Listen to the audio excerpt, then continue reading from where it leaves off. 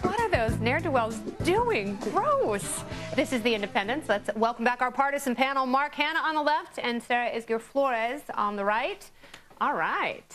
Boy, do we have a way for you to make some quick cash in 2014 with recreational marijuana. Now legal in 2 states, the business of marijuana is ready to boom. That's going to make for some hungry prospectors. But is legal weed the downfall of society? Sarah, is this a horrible idea? We can have this debate. First of all, I'm more of a whiskey girl myself, but... That's right. That's why you're here, girl. That's right. Mm-hmm. You should have seen her in the green room. This is We've got a cleaning crew in there. Thank you, Mark. Where are the brownies?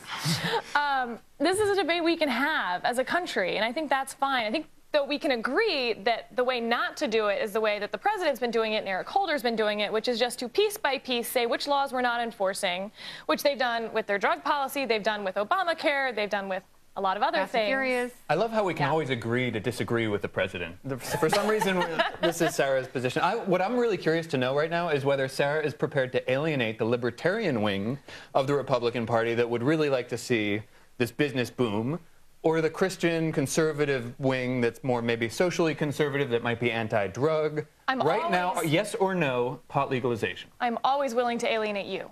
But what about the prohibitionist wing of the Democratic Party that has been extending the drug war, despite what they say, their efforts and actions run contrary? Laughing when asked about it repeatedly, even after being a full-fledged member of the Chum. Look, I'm tempted to laugh about it right now because history hasn't judged whether pot legalization is a good idea or a bad idea. And so I think what you have, and this is a moment of real candor coming from a political commentator, and I think actually we might agree on this, that people are trying to figure out, where is public opinion moving? What is more aligned with the values of the country, and it's still very much in flux. So I think it's... No, actually, the tide has turned. Yeah, the tide is now a majority of Americans feel that at least medical marijuana should be legal. But so the outcome of having 2 million people in jail in this country, that's not something that we can measure and make judgments out of? We can, and I think that the primary problem there is our criminal justice system and the fact that we have 1 in every 33 adults is under the What are they getting arrested for? Is it the primary problem having bad laws on the books?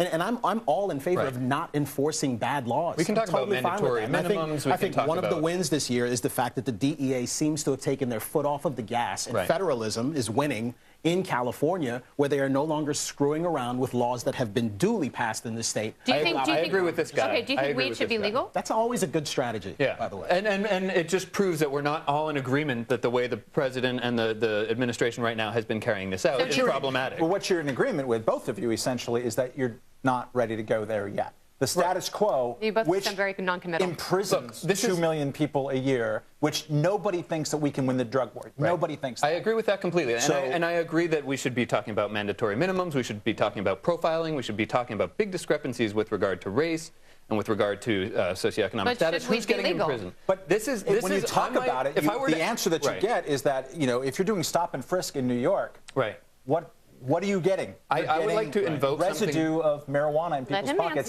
That's what they're doing. And no, look, this is an issue where I might go to and start invoking something that all my Republican friends like to invoke, which is states' rights, which is tailoring specific laws for the sort of unique challenges that a state is dealing with a municipality is dealing with. And this is where we though get back to the problem of non-enforcement, which I take your point that I'm a lawyer, prosecutorial discretion, all that is a very good thing in our system. We need it. We can't. So should we be enforcing marijuana laws? Well, I think that should be the Congress's choice. I think that should be governor's choices and state legislatures. But what we shouldn't have is laws duly enacted by Congress, and then the Attorney General just says, yeah, but not that one. Or the president says, we're delaying that one. Well, but there have to be priorities, right? The budget is limited. You do not have infinite time and resources to go after everyone. The question becomes, are you going to pursue nonviolent lawbreakers who are smoking weed? They're claiming this is a priority thing, but really they're winking and being like, really, we're just not. Answer that specific question. I want your answer to that specific question that Camille just posed. Well, now you're going to have to repeat the question. Shouldn't they be imprisoning and using finite resources to go after and arrest and non-violent marijuana smokers? I mean, again, prosecutorial discretion is wildly important. Any prosecutor will tell you that. Should they be doing it? But it should be the prosecutor's discretion. So Eric Holder's discretion? And that's why we elect district attorneys. That's why we have Congress that passes laws. And y'all are saying that you should get to make the decision on which we throw out.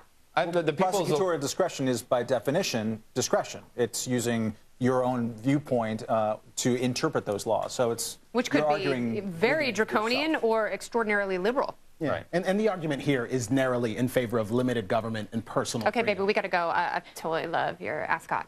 Thank you, Mark and Sarah. Thanks, Kennedy. You will be later.